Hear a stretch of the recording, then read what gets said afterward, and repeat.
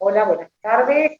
Soy Marita Moyano, integrante del Consejo Directivo de la ADER. Pertenezco al Centro Comercial de Santa Fe. Vinculamos lo público y lo privado.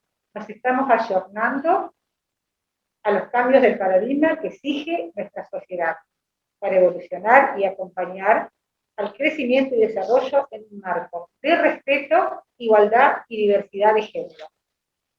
Bueno, queremos agradecer a la agencia, a su presidente Nicolás Cabó, a la comisión directiva por la apertura del espacio de género. Desde el que ya comenzamos este camino con el propósito que ya mencioné, que es posible a la buena predisposición de la Secretaría de Estado de Igualdad y Género Provincial. Agradecemos a Celia Arena, a su equipo técnico, Magalí Quinteros y Lucía Graf, Patricia Escudero. Así que, chicas, muchas gracias por acompañarnos y por brindarnos esta jornada. Y recordamos que esta jornada va a ser en dos instancias, el día 11, que es hoy, y el día 18 de febrero. Así que los esperamos para la próxima jornada también. Muchas gracias. Bueno, buenas tardes. Mi nombre es Lucía Graf, soy de la Secretaría de Estado de Igualdad y Género, parte de la dirección, de una de las direcciones de la Secretaría. Estamos súper agradecidas de la convocatoria. Bueno, mi nombre es Magali Quintero, pertenezco también como equipo técnico a la Dirección Provincial de Políticas de Igualdad, y un poco la propuesta que tenemos hoy para poder trabajar con ustedes es lo que en la introducción planteó Marita, la posibilidad de comenzar a trabajar y a pensar las prácticas institucionales desde la perspectiva de género y diversidad, y cómo vamos incorporando esa práctica desde cuestiones que nosotros vamos a compartir teóricas, pero que seguramente ustedes van a poder ir pensándolas en cada una de sus espacios cotidianamente. Vamos a invitarles que cualquier aporte, consulta o que quieran compartir alguna opinión, lo puedan hacer a través del chat y nosotras vamos a ir tomando, o nos interrumpen, sí, piden la palabra. La idea es que no sea meramente expositivo y que nosotras también podamos recibir resonancias y aportes de quienes participan hoy de esta jornada de capacitación. Sí, la pandemia nos ha impuesto esta modalidad de la virtualidad, que es bastante incómoda. A pesar de haber estado haciendo este trabajo durante un año de manera virtual, no terminamos de acostumbrarnos y seguimos eligiendo la presencialidad que nos permite el intercambio de una manera más fluida, pero queremos hacer todos los intentos que sean posibles para que ustedes hagan sus aportes, sus devoluciones, sus preguntas. Los temas de los que vamos a hablar hoy son temas que están en la agenda pública, como decimos siempre, y generan muchas confusiones, muchas resistencias, en fin, todo tipo de reacciones, y la verdad es que nuestra intención es que las pongamos a jugar en estos encuentros y nadie se quede con la sensación de que no pudo preguntar, que no pudo dar su opinión, porque un poco para eso están estos espacios de intercambio. Bien. En la placa ustedes van a ir viendo, nosotros hicimos ahí un poco la organización de cómo es la estructura de la Secretaría de Estado, que es una estructura nueva también dentro de del gabinete provincial, y comenzamos a plantear esta organización perteneciendo el equipo a la Dirección Provincial de Políticas de Igualdad. Para que ustedes tengan una idea, digamos, la Secretaría que se creó a partir de esta última gestión, tenemos diferentes equipos trabajando, uno que se aboca específicamente a la atención de situaciones de violencias, y otra, que a la dirección que pertenecemos nosotras, estamos trabajando en la promoción de los derechos, en las distintas capacitaciones, nos reunimos con distintas organizaciones en distintas áreas hoy estuvimos con sindicatos, ahora estamos con ustedes, mañana nos toca dar capacitaciones dentro del propio Estado, pero bueno, la idea es ir sensibilizando respecto a algunas temáticas que se imponen como urgencias en la actualidad, y que bueno, que como instituciones tenemos la responsabilidad de dar respuesta. Sí, vamos a empezar. Insistimos, cualquier cosa nos interrumpen. Estamos acá por una intención de las instituciones participantes, pero también hay un encuadre, un marco legal que genera contención a nuestra tarea y también a la de la suya. La última ley que resultó revolucionaria, digamos, para lo que veníamos trabajando fue la ley Micaela, que obliga a todos los funcionarios y funcionarios del Estado, de los tres poderes, e invita a las distintas organizaciones a adherir en relación a capacitarse en las temáticas que vamos a trabajar este encuentro y el otro. Perdón que ustedes nos van a sentir por ahí trabadas, pero que nosotras nos sentimos un eco cuando hablamos, y hasta que nos acostumbremos, a lo mejor nos lleva un ratito. Bueno, esta ley que obliga a la capacitación deviene de una situación de violencia donde Micaela García, una joven, murió en manos de su femicida, que ahora no me sale el apellido, mira, no, que Wagner, exactamente. Bueno, Wagner estaba en una situación de libertad condicional, y en ese momento secuestra, viola y mata a Micaela García cuando estaba saliendo de un boliche. El padre de otra chica había ido esa misma tarde, a denunciar a la misma persona por otra situación que había intentado hacer lo mismo con otra chica, y el policía que estaba ahí no toma su denuncia, porque dice que la jueza no estaba en la ciudad y que vuelva al día siguiente. A la familia de Micaela, que le impulsó que salga esta ley, lo que esgrime es que ese policía no es culpable de la situación, porque nadie es culpable de los errores por los que nadie fue educado o capacitado. Por lo tanto, impulsan esta ley de capacitación obligatoria para que todos y todas las personas que están en diferentes puestos de decisión sepan responder adecuadamente, de manera ágil, y resolviendo las situaciones que se plantean, atendiendo a la prevención y a la atención de estas situaciones. En el caso del Estado, puede resultar más fácil de observar la responsabilidad de sus agentes. Sin embargo, para nosotras es de una importancia significativa que organizaciones como la que ustedes pertenecen se involucren, porque realmente la violencia es un tema de interés público, definido así por la ley, que vamos a ver al final de hoy, o creo que la que viene, no, ahora se me confundió ese tema. La próxima. Bueno, pero al ser de interés público, lo que nos dice es, si todas y todos no nos involucramos, el tema de la violencia no va a tener fin, digamos. Se va a seguir reproduciendo esas desigualdades que permiten, naturalizan, legitiman las relaciones de violencia. Así que para nosotros es súper importante estar con ustedes hoy. Sí, en esto que trae Lucía es importante señalar que, bueno, ¿qué tiene que ver esto de la perspectiva de género? ¿Qué tiene que ver las situaciones de violencia? Porque no se termina de relacionar, bueno, a qué hacemos alusión o cuál es la relación que hay cuando planteamos la necesariedad de la capacitación en perspectiva de género y diversidad para prevenir las situaciones de violencia. Entonces, un poco la propuesta de hoy consiste en compartir estas definiciones, estos ejes teóricos que nos van a llevar a pensar y a repensar nuestra vida cotidiana. Cómo está organizada esa vida cotidiana y cómo se van estableciendo los modos de relacionarnos socialmente. nosotros decimos que estos modos de relación tienen su base en una desigualdad.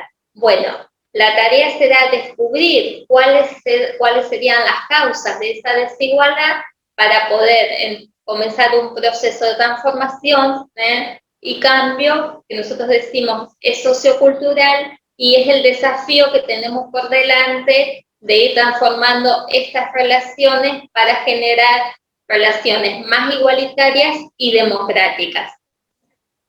Para comenzar eso, nosotras les vamos a preguntar y les vamos a ir preguntando para poder definir qué es el género, qué entendemos por el género. El género de una persona siempre lo vamos a entender como algo que no es natural, ¿no? No es que deviene de la naturaleza, por el contrario, deviene de las interacciones sociales y culturales. Durante mucho tiempo, si querés bajar, pensé que estaba otra cosa, pero digo, durante mucho tiempo se tomó como sinónimo las conceptualizaciones de sexo y de género.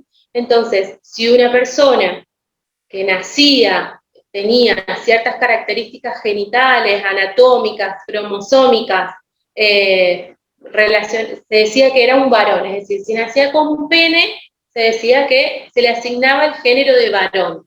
Y en esa asignación del género se depositan sobre esa persona un montón de expectativas, atributos, cualidades, características que se relacionan con esa categoría de varón. Entonces, se le regalan pelotas, se pinta su habitación de celeste o de colores no rosados mínimamente, se empieza a decir si le va a gustar el fútbol o el rugby.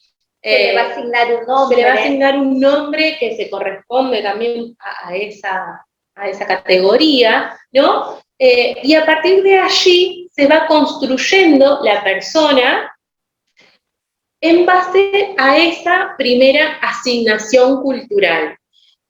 También, por ejemplo, se dice que los varones son naturalmente fuertes, que poseen la fortaleza, que son más hábiles para tomar decisiones, porque son más fríos y más racionales, y por el contrario, no se les permite socialmente, y estamos hablando a rasgos generales, por supuesto que esto con el tiempo se va revisando, ¿no? Pero a los varones en general no se les permite la emocionalidad, entonces escuchamos cosas como los varones no lloran, o cuando los niños se caen, bueno, dale, parate, no seas maricón, es la palabra que se usa, perdón por la vulgaridad, pero se empiezan a conformar, a constituir las subjetividades de los varones en relación a ciertas características. De la misma manera, si una persona nace con vulva, se le asigna una categoría que es la de mujer, y de allí otra cantidad de atributos y de características, e incluso también funciones. Así como los varones, históricamente se les atribuyó la capacidad, la tarea, de proveer, de llevar el dinero a casa, de trabajar fuera de casa, a las mujeres se nos asignó históricamente la tarea de cuidar de nuestros hijos e hijas, de la maternidad, de organizar las tareas domésticas, y si bien, insisto, eso se ha ido revisando y se tiende actualmente a la democratización, aún vemos que estas características o esta diferenciación social en relación a qué tiene que hacer cada quien se sostiene. Y de hecho, los números que nos muestran los distintos ministerios y organismos oficiales, se indica que la pandemia lo ha acentuado. Por ejemplo, el Ministerio de Economía de la provincia es quien hace el relevamiento de quienes han tomado las licencias durante la pandemia. Ustedes saben que cuando había no sé si saben, si no les contamos, pero si nosotras que somos empleadas provinciales, si nuestro compañero también fuera empleado provincial, durante la pandemia se eximía a uno, que podía ser cualquiera de los dos, o sea, el decreto así lo asignaba, de tomar licencia para el cuidado de niños y niñas. El 82% de las licencias fueron tomadas por mujeres. Mientras el varón siguió yendo a trabajar, la mujer trabajó adentro de su casa al cuidado de sus niños y niñas y sosteniendo, digamos, la cuestión de la organización familiar.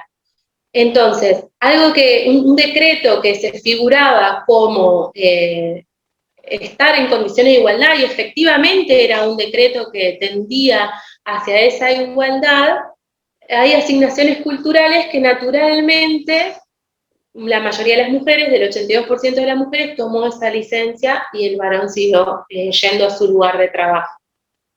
Es importante en esto que va trayendo Lucía, pensar cómo se dan esos procesos, porque esos procesos de socialización los vamos teniendo muy tempranamente, desde esa expectativa inicial de un nuevo integrante en una familia, la familia como primera institución socializadora, y que a lo largo de nuestra vida otras instituciones son también las que van acompañando ese proceso de socialización y reforzando ese proceso de socialización.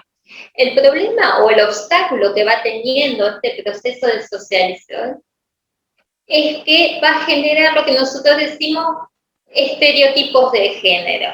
Estos atributos, estas cualidades, estos mandatos, las conductas esperadas para uno o para otro género, va a generar determinados modelos, modos de ser, tanto varón como mujer, modos de entender qué es lo femenino y qué es lo masculino.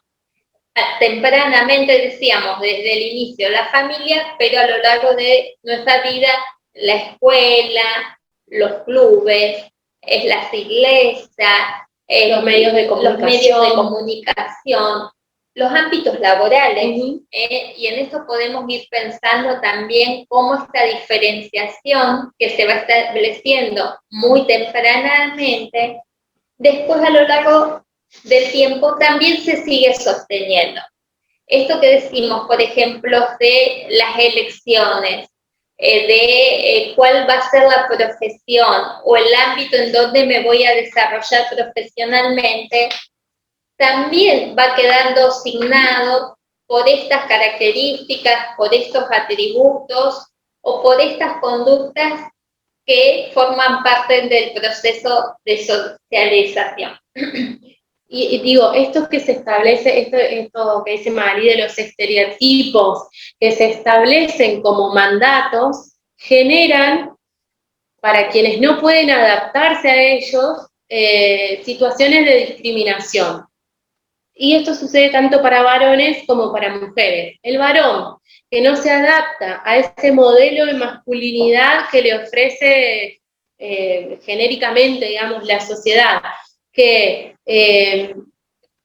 pone una palabra crítica, o sea, si hay un varón que dice, no, a mí no me gusta jugar a la pelota, o un varón que dice, no, a mí no me gusta que me manden mensajes, supongamos pornográficos que circulan en internet, si en un grupo de varones algunos dicen, no manden esto porque a mí no me gusta, me hace sentir incómodo, seguramente su grupo de pares lo que va a hacer es reírse, sancionarlo de alguna manera, marcarle que eso no es lo esperado para ese grupo, ¿no? Lo mismo con las mujeres, quienes no se adaptan a esas características que tienen que ver con ser más amable, más suave, exactamente. Lo que le van a decir es, sos una machona o sos una autoritaria. En general, los comentarios tienden a ubicar nuevamente a las mujeres en los lugares que la sociedad espera. Es decir, tiene un costo intentar romper con esos mandatos. En muchas ocasiones esos costos se transforman en violencia, y bueno, ya eso lo vamos a ver un poquito más, ¿no? ¿Qué nos interesa este concepto de binarismo de género que están viendo?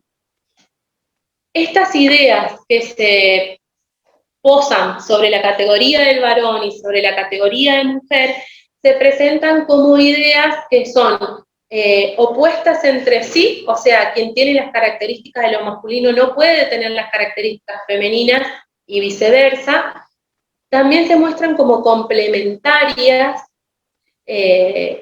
Vieron que nosotras siempre nos decían que necesitamos el príncipe que nos salve, porque como no somos lo suficientemente fuertes, bueno, los cuentos siguen reproducen esta idea, pero necesitamos de eso que nos falta, de la fortaleza, de la racionalidad, de la autoridad. La idea de la media naranja. La idea de la, exactamente. También estos opuestos se presentan como complementarios y también lo que se establecen entre las distintas categorías son jerarquías. Y acá es cuando aparecen dos conceptos que es muy importante tener en cuenta, que es el de poder y el de desigualdad. Sobre la categoría de varón o de masculinidad, se ha acumulado históricamente el poder, porque, digamos, como al varón se le asigna la vida pública como el lugar donde debe desarrollarse, el varón ha acumulado por consecuencia el poder económico, el poder de la palabra, el poder de la decisión, y sobre la mujer, que se le ha asignado esto que decíamos del mundo privado, ha quedado en una desventaja. Y para acceder a esos lugares, generalmente las mujeres incluso que nos cuentan que ocupan esos lugares, y que entiendo que hay también aquí mujeres entre el público que nos pueden contar su experiencia, pero han tenido que saltar como algunos obstáculos, y de hecho tienen que lidiar también una vez que llegan con ciertas situaciones. Por ejemplo, una de las más difíciles es conciliar la vida privada y la vida pública, es decir, seguir sosteniendo la familia, la organización de la casa, el acompañamiento de los niños y niñas en la escolaridad o en sus procesos individuales, y la vida profesional exitosa que muchas mujeres tienen. Entonces eso tiene un costo para la subjetividad que es muy, muy alto, digamos, un esfuerzo doble. Muchas veces las mujeres son cuestionadas por, bueno, no sé, se van de viaje 3 días por trabajo y dejan a los chicos, esto de dejarlos como en un segundo plano, ¿no? Se cuestiona a la mujer cuando no cumple. Es de ellas, digo, no es una tarea que pueda ser compartida, sino que dominantemente recae sobre la figura, en este caso, de las mujeres. Y es importante en esto también pensar los valores que van adquiriendo cada una de las tareas y cada una de las actividades, porque justamente en esa desigualdad no tienen el mismo valor. El hecho que las mujeres, esto que trae Lucy, estemos en el espacio público, históricamente no fue así. Es decir, si nos podemos pensar como nuestras abuelas, seguramente notamos muchísimas diferencias respecto de cuál era su rol, cuáles eran sus tareas principales, y seguramente son las que estaban más asignadas a lo doméstico, ¿sí? Al cuidado, a la casa, a los hijos, a la economía familiar. Que las mujeres salgamos al espacio público, que las mujeres tengamos lo que nosotros decimos un trabajo remunerado, no implicó hasta ahora un cambio en lo que es la doble jornada de trabajo, porque seguimos sosteniendo ese trabajo invisibilizado que es el trabajo doméstico. Y es importante jugar con las palabras, poder decir trabajo doméstico, tareas domésticas, es darle una visibilidad y un valor que actualmente todavía socialmente no se tiene, porque esas tareas fueron invisibilizadas históricamente y asignadas a las mujeres. Entonces, cuando no se cumplen esas tareas, hay que pagarlas para que otra persona las pueda realizar. Entonces tienen un valor económico y en eso es importante poder empezar a visibilizar esa situación, porque también es la base de esta desigualdad. Con la idea de visibilizar este trabajo que implica el cuidado de niños y niñas, la organización de la vida familiar, el Ministerio de Economía de la Nación realizó un estudio junto con la CEPAL, donde mide qué valor tiene para el PBI estas tareas, y el número al que arribaron fue de 16%. El impacto que tiene sobre el PBI es del 16%. Por supuesto, esto es, bueno, una novedad, no está registrado así actualmente, pero si se midieran esas tareas, el impacto sobre el PBI sería el 16% y alcanza niveles similares al de la industria. Entonces, bueno, ese trabajo que hasta ahora era invisibilizado, darle un lugar en las mediciones, asignarle un número, obviamente con los métodos internacionales de medición y probados para hacer estos estudios, empieza a poner blanco sobre negro sobre algunas cuestiones. Visibilizar implica que después tendremos que hacer algo con eso, ¿no? Para el primer paso. Esa situación. Pensaba en esto también del uso del tiempo y las encuestas del uso del tiempo, que la última medición lo que muestra es que en relación entre varones y mujeres, las mujeres dedican 6 horas de su tiempo a estas tareas de cuidado. En relación a los varones... Por día, ¿no? Y los varones 3 horas. Es decir, esto se viene modificando, o al menos empieza a modificarse y a cambiar, pero indudablemente en ese tiempo destinado a estas tareas de cuidado se sigue sosteniendo una desigualdad que necesitamos tener distintas medidas que empiecen a garantizar mayor igualdad, porque en ese tiempo que está dedicado al cuidado es un tiempo que le dedicamos exclusivamente y le quitamos a otras actividades. Actividades que implicarían crecer profesionalmente, por ejemplo, actividades para tiempo libre, actividades también para el ocio, porque las mujeres en este tiempo que tenemos de doble jornada, a veces triple jornada, si a su vez tenemos algún espacio en donde podamos estar, como puede ser en una organización, en un partido político, bueno, otro espacio también, es un tiempo que va restando la posibilidad de participación. Entonces, bueno, ¿cómo generamos espacios en donde la participación de las mujeres no sea con estos obstáculos, entendiendo que estas son las condiciones y cuáles son los motivos para que esas condiciones se den, ¿no? Es importante poder empezar a medir, tener estadísticas que nos permitan ir, en todo caso, generando nuevas formas, nuevas propuestas para que las mujeres puedan permanecer en los espacios. Hoy es el Día de las Mujeres en la Ciencia. Y lo tomo porque me parece que es un espacio también muy representativo, en donde la participación de las mujeres no es mayoritaria. Entonces, poner un día de efeméride es una forma de visibilizarlo. Ahora también necesitamos tener distintas acciones posteriores que nos permitan el acceso de mayor cantidad de mujeres en la ciencia. Sí, no solo el acceso, sino también la posibilidad de después de ir ascendiendo en su carrera, que también en un estudio del CONICET, hablando de esto de las mujeres en la ciencia, muestra que las mujeres investigadoras en los distintos... en la carrera la carrera dentro del CONICET, que son distintos niveles de investigación, hay un momento en que las mujeres quedan como frenadas y no pueden seguir avanzando en su carrera, y está relacionada íntimamente con su edad reproductiva. En general, cuando las mujeres deciden ser madres, formar su familia, atender a las cuestiones privadas de su familia, dejan como en pausa sus carreras hasta que después puedan retomar. Por eso es tan importante que revisemos esta cuestión de democratizar los cuidados.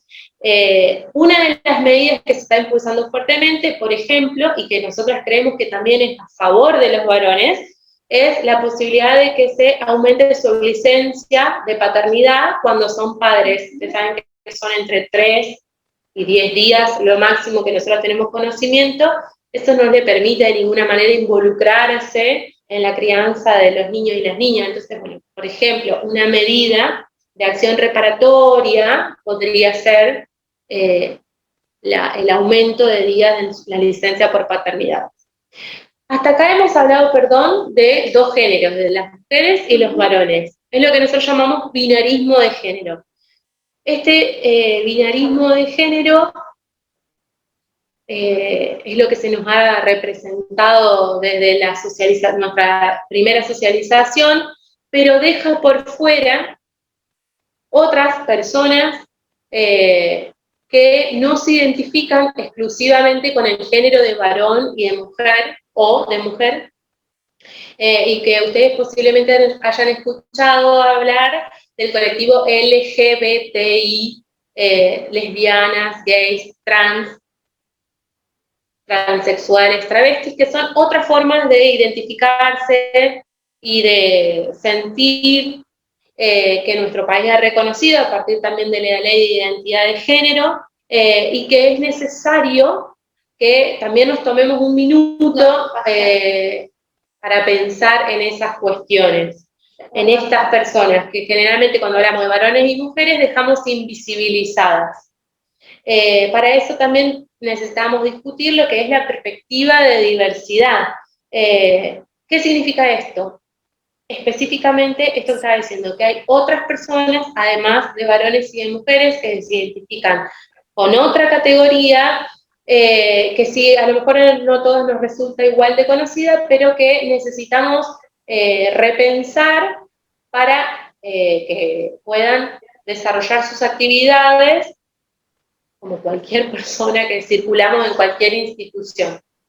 Sí, que en esto también es importante volver a pensar cómo ampliamos la mirada. Que nosotros, bueno, una perspectiva es una forma de mirar un hecho, una situación, es poder entender ese fenómeno desde esa perspectiva y entender, bueno, en su totalidad qué es lo que sucede.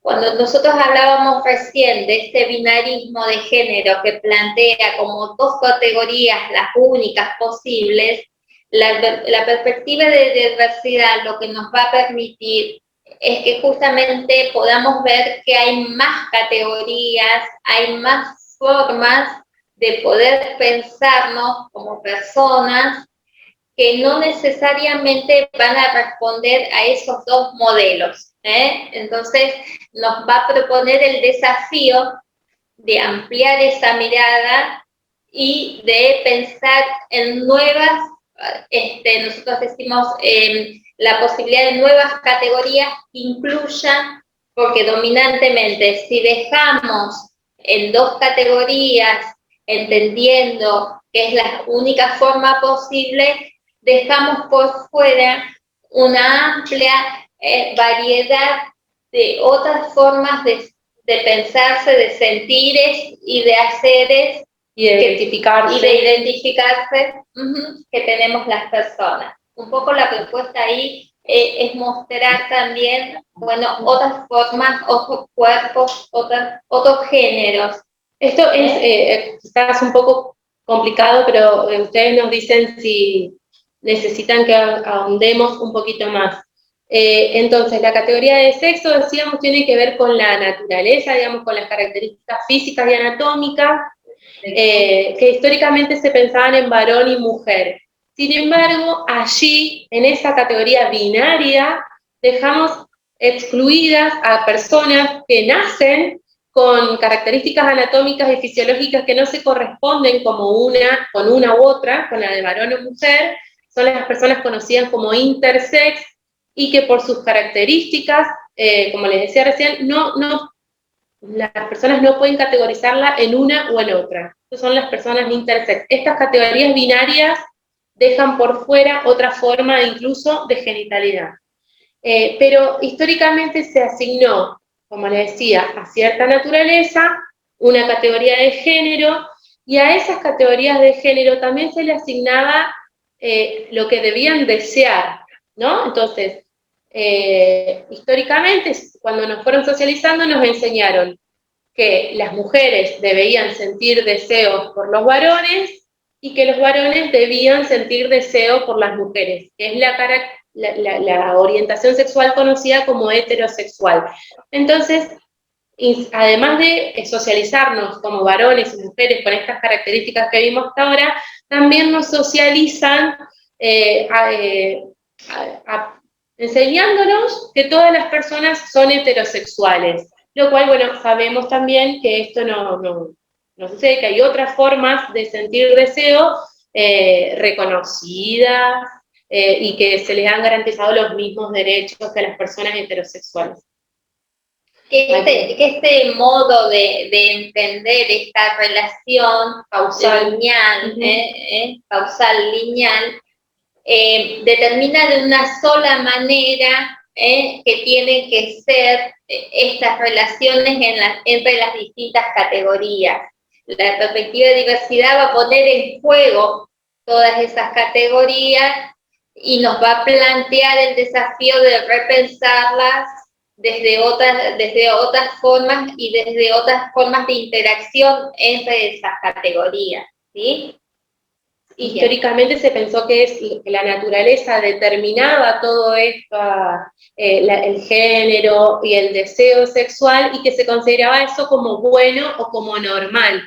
De hecho, durante muchos años la homosexualidad fue patologizada, fue criminalizada, ¿no? Hasta que, bueno, este paradigma fue cambiando y entendimos que la naturaleza no es un destino, sino que, bueno, la sociedad, culturalmente, vamos construyendo otra forma, digamos, o vamos reconociendo que existen otras formas de sentir, de pensar, de identificarse, como decíamos recientemente. Esto podemos pasarlo, ¿no? Sí. Para eso capaz lo podemos dejar por las dudas, que haya alguna duda respecto de estos conceptos, de lo que se habla en el último tiempo en todas las mesas familiares y de amigos, pero que a lo mejor a alguien todavía le genera alguna duda. Una cosa es el sexo biológico, que son las características genitales que se identifican, digamos, como macho o hembra, y en el medio está, ustedes pueden ver ahí en la placa, la intersexualidad, que son personas que nacen con genitalidad, que no pueden entenderse como macho o como hembra. Durante muchos años, e incluso en el momento del nacimiento, se generaban como operaciones para asignarle, donde se reconstruía algo parecido a un pene o algo parecido a una vulva para hacerlos coincidir con alguna de estas categorías. Eso actualmente ya no existe más, no se hace más. Bueno, y se reconoce que no existen solamente dos formas de naturaleza. Por otro lado está la identidad de género, que es la vivencia personal respecto de cómo nosotros nos sentimos, como mujeres, como varones, o incluso hay otras categorías, como son las categorías trans, y que ahí incluyen trans, travestis, transexuales, o hay personas que dicen no identificarse con ninguna de estas categorías, son lo que nosotros llamamos no binarias, personas no binarias. No nos interesa tanto que ustedes retomen qué significa cada categoría, porque no es la idea de este encuentro, sino que sí, como responsables de distintas instituciones y que toman ustedes decisiones en relación a políticas institucionales, sí tengan en cuenta que esas políticas van a tener efectos diferenciados si se piensan solamente desde esta matriz binaria, y que es necesario en algunas oportunidades generar algunas acciones que realmente permitan la inclusión de todas las personas. La orientación sexual, por último, es el deseo que tiene cada persona, dependiendo si se siente atraída por varones o por mujeres. ¿Hasta acá hay alguna duda? ¿Algo que quieran decirnos? ¿No? Bien. Por favor, sí. Alguien habló, pero... Ahí parece alguien. Sí, ¿No? alguien quiere hablar, me parece. ¿Quién es? ¿No?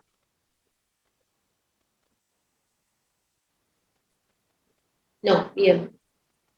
Bueno, ahora vamos a compartir con ustedes un video de Loana Bergil, una activista del colectivo de diversidad, que este año se cumplieron 5 años ya de su fallecimiento, pero que nos parece importante poder compartir sus palabras para entender de qué hablamos cuando hablamos de diversidad.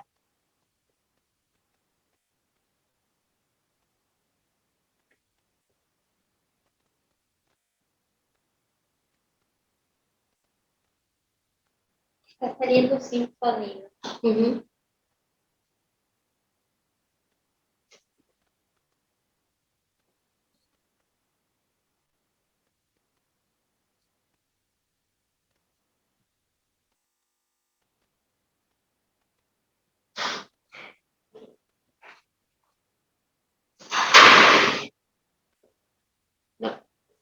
No sé si empezó el audio. Yo, de volver a nacer, elegiría ser travesti. Me siento orgullosa, amo ser travesti. Y el travestismo con todo el ingenio, ¿no? No con esa cosa burda que muestran los medios hegemónicos, que siempre nos ridiculiza. Las travestis tenemos chispa, alma, capacidad de resolución. Porque yo no siento vergüenza de ser travesti. Nunca me sentí eso, ay, acá no tengo que estar. Por favor, si alguien siente eso, que se vaya la persona que sienta. Yo no voy a hacer eso. Yo era una puta muy burguesa, llena de dinero, se suponía que lo tenía todo, y un día sentí un gran vacío en mi vida, y ahí empecé a buscar como algo que le diera sentido a mi vida. Y eso fue el activismo, lo cual abracé con toda mi fuerza. Lo primero que me di cuenta era que yo era una víctima de un sistema patriarcal, capitalista, que nos oprimía a muchos y a muchas. Y entonces eso fue el sentido que encontré, y de empezar a luchar. Uno lucha por sí misma, es real, por mis propios derechos. Yo decía, no, esto no es así, pero eso lo fuimos llevando con otras compañeras, ¿no? Porque nadie se hace a sí misma, digamos. El arma más poderosa que había usado el sistema para controlarnos era la ignorancia, ¿no? Entonces, yo he visto, qué sé yo, cosas pero de una brutalidad debido a la ignorancia, y que en su momento la habíamos naturalizado. Y el derecho a la educación fundamental, que es la herramienta más poderosa que puede tener una persona, más que el dinero, es el conocimiento. Vamos. No, porque a veces tenemos como un discursito muy armado, pero también nos pasan otras cosas. Somos atravesados por el amor, la miseria. Yo siempre me enamoro de la persona equivocada, armo todo un mundo. Tengo problemas de la pancita porque me como todo, le pago las consecuencias. O sea, también estamos atravesados por otras cosas. Y la identidad no es solo el relato testimonial lacrimógeno de nuestro sufrimiento. Si de algo no se habla en esta sociedad, paradójicamente, de quienes somos tremendamente visibles, es de la sexualidad. ¿Cómo es la sexualidad de una traba? ¿Cómo es el cuerpo? ¿Cuál es la relación que nosotras tenemos con nuestro cuerpo? ¿No? ¿Por dónde pasa el placer? ¿Cómo la sociedad va a desearnos si ni siquiera se atreve a imaginar un cuerpo travesti? ¿Qué se dice nosotros? Calza 42, y si yo calzo 42, ¿cuál es el problema? Tengo la voz gruesa, tengo barba y tengo barba. Eso es ser travesti. No esas connotaciones racistas que debe haber, digamos, un modelo tan perfecto, asimilativo a lo que se supone que es una mujer en esta cultura, o a lo masculino. Y ahora el ver, el descubrir, el saber, el que ellas se proyecten, que trabajen, que vayan a la universidad. ¿Y qué pasará con esa sociedad cuando sean atendidas por médicas, travestis, meseras, ingenieras, donde quiera que vaya? La verdad que eso es de un valor no sé si nos lo reconocerán, al menos yo digo, pero sí el intento vale. Y sobre todo vale la pena ser traba, orgullosamente traba. Y furia traba. Y furia traba.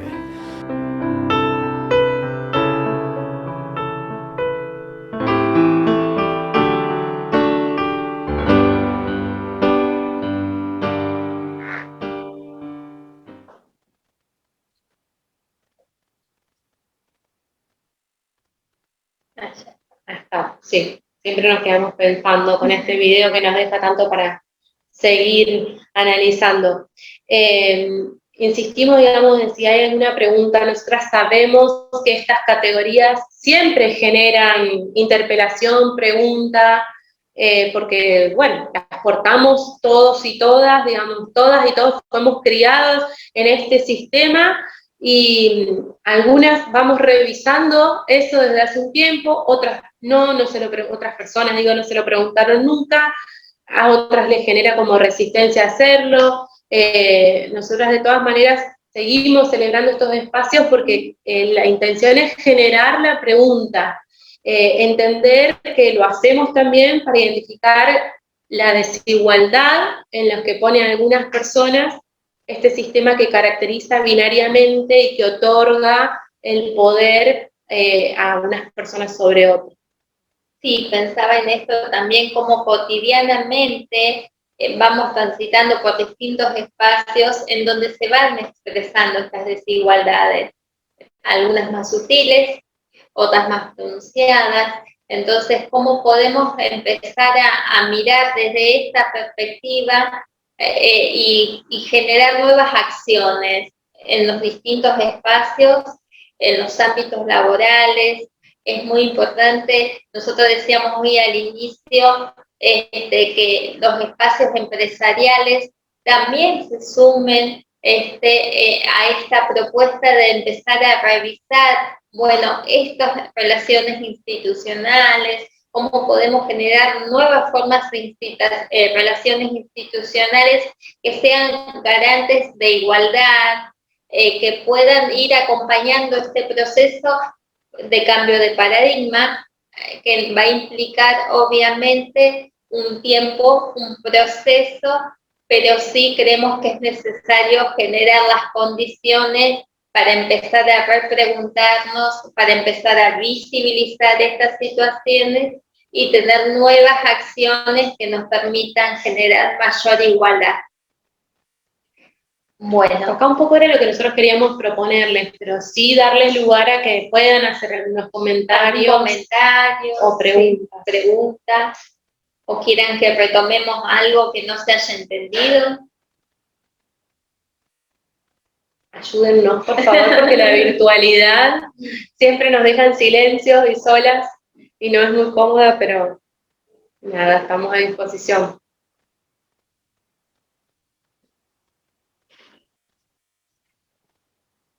¿Hay alguien que se anime?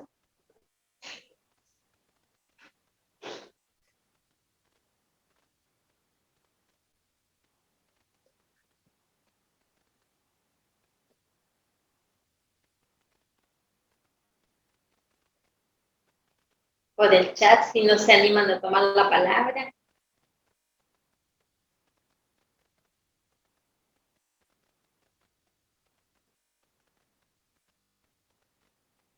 Bueno, no vamos a olvidar de todas maneras. Alguien escribió ahí, ¿no? No se vio el video, dice Alejandra. ¿Nadie pudo verlo? Nosotras de acá lo vimos. Estamos conectadas también con el celular y podíamos verlo. Les copiamos el link en el chat en todo caso, para que después puedan verlo.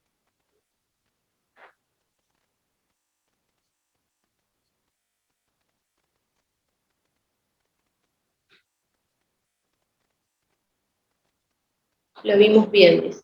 Hay otros que lo vieron bien. Entonces lo vamos a copiar de todas maneras para que Alejandra pueda retomar. Ahí está, lo Sí. copiaron. Buenísimo.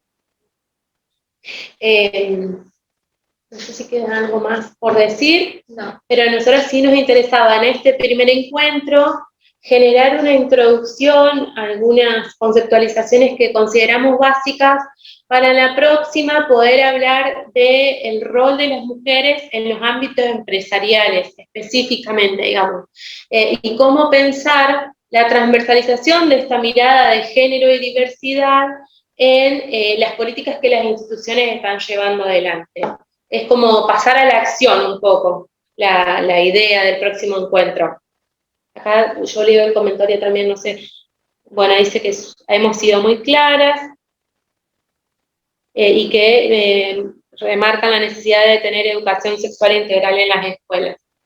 Sí, hay sobre la educación sexual integral una idea errada de que lo que quiere hacer es pervertir, digamos, a los niños, niñas y jóvenes, y en realidad la intención de la educación sexual justamente es plantear la temática de la sexualidad de una manera más amplia, no pensando exclusivamente en el sexo genital, en las relaciones sexuales, sino más bien cómo nos relacionamos con nuestro cuerpo, cómo cuidamos nuestro cuerpo y cómo cuidamos el cuerpo de las personas con las que nos relacionamos. Cómo prevenir situaciones de abuso, de violencia, pero bueno, hay mucho por hacer allí porque la idea que a veces se generaliza tiene que ver con una idea reduccionista de lo que es la educación sexual, por su propio nombre, por lo atada que está ese nombre a la cuestión de la genitalidad, ¿no? Pero es mucho más amplio que eso. Y tiene que ver un poco con lo que hemos estado hablando aquí. Bien. No creo que no hay ningún comentario más. En relación a la próxima charla, quisiera saber si ya han notado algún tipo de cambios en las organizaciones y si han impactado positivamente. A ver, nos pasa lo siguiente, y lo cual a mí me parece que ya habla de un cambio. Es la primera vez, segunda, porque una vez nos llamaron de una empresa del norte, donde han convocado a la Secretaría de Estado para formar parte de estos debates que quizás se daban anteriormente y nosotras no sabíamos, pero lo que sí vamos notando de observar cotidianamente es que vemos que cada vez más mujeres se incorporan a puestos de liderazgos, a puestos de decisión, más allá de que también con las compañeras que hemos podido hablar nos cuentan de esto, de lo difícil que les hace sostener la vida personal y la profesional y intentar avanzar en términos políticos, económicos, y digo políticos no partidarios, sino dentro de propias instituciones, ¿no? Incluyendo ámbitos gremiales, por ejemplo, pero lo difícil que se les hace conciliar la actividad privada y pública. Y también lo difícil que se plantean a veces barreras como más sutiles, como que tienen que hacer un doble esfuerzo para ganarse el valor de la palabra, o que a veces demostrar esta cuestión que tienen la capacidad, las cualidades para asumir ese rol de liderazgo, y entonces eso implica muchas veces estudiar más, profesionalizarse más, dedicar más tiempo para que ese rol pueda ser avalado, legitimado, del mismo modo que si estaría un varón en ese lugar de decisión. Entonces, sí, y también nos cuentan algunas cosas bastante graciosas, no graciosas, pero quiero decir, más sutiles, que a veces en las oficinas, que comparten con sus compañeros varones, suena el teléfono y naturalmente esperan que atiendan las mujeres, digamos. También adentro de las oficinas, de los ámbitos administrativos, hay ciertas tareas diferenciadas que también se asignan así como naturalmente, sin preguntarse mucho quién limpia el escritorio, quién atiende el teléfono, quién saca la fotocopia. Exacto, y a veces también esas cuestiones están como asignadas o delegadas a las mujeres, o quién toma nota de un acta en una reunión, entonces a veces hacelo vos porque tenés mejor letra, o porque lo haces más rápido, más prolijo, exactamente. Estas cuestiones también conviven en mujeres que tienen cierto nivel de poder, que han podido acceder a ciertos cargos, pero que también tienen que cumplir con esta para no generar demasiada incomodidad.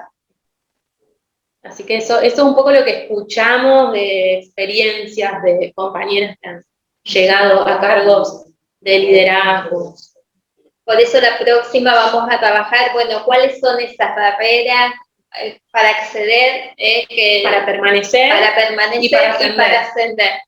Todo ese contenido lo vamos a trabajar. Sí, insistimos que la visibilización de estas barreras es un primer paso, pero después entiendo que quienes están acá también tienen ciertos niveles de poder de decisión. Habrá que pensar las políticas institucionales para dar respuesta a estas cuestiones, ¿no? Es como un desafío doble, y un poco eso vamos a encarar la próxima semana. ¿Algo más? ¿Hay otro comentario? Nada más. No. Bueno, muchísimas gracias. Acá las compañeras quieren decir algo. Bueno, ya para ir finalizando, digamos, este primer encuentro, agradecerles a Lucía, a Magalí, por su claridad en el desarrollo de los temas, en el material que nos han compartido. Les recordamos que este encuentro fue grabado, así que bueno, va a estar a disposición y compartido por las redes de ADER y acercarlo obviamente a las entidades que conforman la agencia.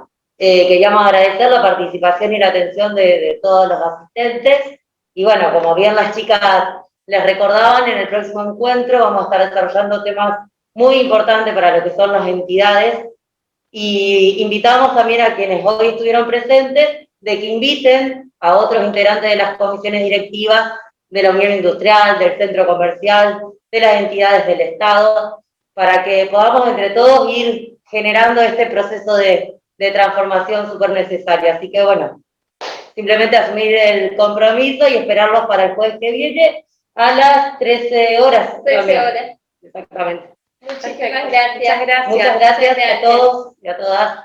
Buenas tardes. Gracias, chicas. Buenas tardes.